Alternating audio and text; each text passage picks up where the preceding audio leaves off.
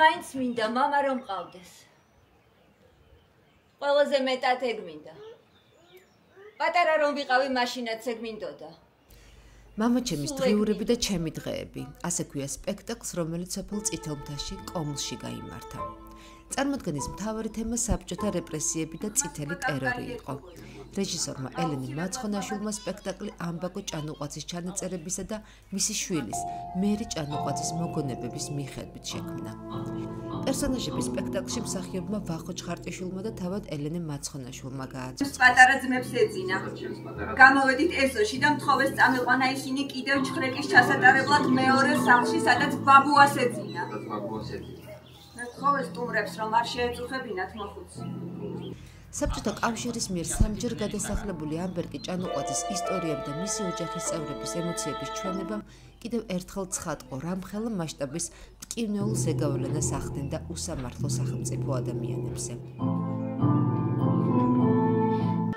ეხლა რა მასალაზეც არ ვიმუშაო, ცოტა ჩემთვის ხელოვნურია ხოლმე ის იმპულსები და გამოწვევები, რაც კონკრეტულ მასალას ახლავს ხოლმე თან და ეს იყო ზუსტად ის, რაც მე დღეს ყველაზე მეტად მაწუხებს და იმ ადამიანებთან გარკვეულად ილინკება ეს ყველაფერი, რომლებიც დღეს სრულიად უკანონოდ და უსამართლოდ ციხეში გვყავს. უკვე როცა მასალებს დეტალურად ვეცნებოდი, კითხულობდი დაპატიმრების და ბრალის წარდგენის ოქმებს და აბსოლუტურად იგივე მუხლებია, რაც დღეს გვხდება ხოლმე. ადამიანი რამოდენიმეჯერ გამოაცხადეს უცხო ქვეყნის აგენტად და ბრალი იმდენჯერ და იმდენი ხნით ჰქონდა წარდგენილი და იმდენჯერ მოუწია გადასახლებაში ყოფნა, რომ რეალურად მისი ცხოვრების გარკვეული კი არა და ერთ-ერთი მნიშვნელოვანი ეპიზოდი, მათ შორის ოჯახთან ურთიერთობის გაატარა სრულიად მარტო, სრულიად უცხო მხარეში. ნამდვილად ძალიან კარგი დღეა ჩვენთვის, დედაჩემისთვის, რომელიც არის 88 წლის და დედას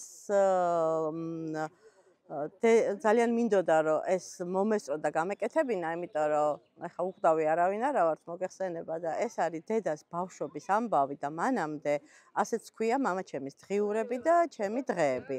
ანუ ის საშინელმა წითელი ტერორის პერიოდმა, რომელიც წლები გაგრძელდა, ბაბუა ჩემის ამბერგი ჭანუყვაძის თავს გადაიარა მთლიანად ამ ქარტეხილმა, იმიტომ რომ ჯერ იყო 23 წლის 22 წლის იყო პირველად დააპატიმრეს და აქ არაფერი არ იყო რამე განსაკუთრებული დანაშაული მას არ ქონია, უბრალოდ განსხვავებული შეხედულება ჰქონდა და უბრალოდ ეს საპირისპირო ბანაკში იყო და როგორ დაისაჯა ამის გამო პირველად, როგორ დაბრუნდა, მეორედ როგორ იქნა გადასახლებული, როცა უკვე ჯერ კიდევ დაუბადებელი დედაჩემი დატოვა და მხოლოდ 10 წლის მერე მოხდა მათი შეხვედრა, ასევე ბოლო გადასახლება, რომელიც უადოდ იყო გადასახლებული და მხოლოდ 56 წელს შეეცა ცოტა შერბილდა სიტუაცია, მოახერხა დაბრუნება და 58-ში მიიღო რეაბილიტაცია და ყველაფერ მამან როგორ იმოქმედა ზოგადად ოჯახზე,